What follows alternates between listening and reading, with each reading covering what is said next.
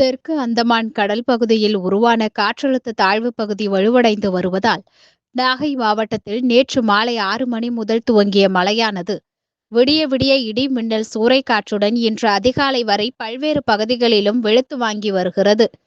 குறிப்பாக நாகை, நாகூர், வேளாங்கண்ணி, தலைஞாயிறு, திருக்குவளை, வேதாரண்யம், கோடியக்கரை உள்ளிட்ட பகுதிகளில் நள்ளிரவிலும் இடைவிடாது கனமழையானது ஆங்காங்கே கொட்டி தீர்த்தது.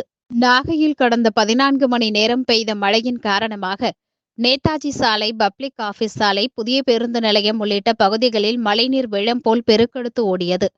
அதிகாலை அவ்வழியே சென்ற வாகன ஓட்டிகள் பள்ளத்தில் தட்டு தடுமாறி கடந்து சென்றனர். நாகையில் அதிக அளவிலான மழைநீர் சாலைகளில் வெள்ளம் போல் பெருக்கெடுத்து ஓடியதால் அதில் சென்ற வாகனங்கள் பழுது ஏற்பட்டது.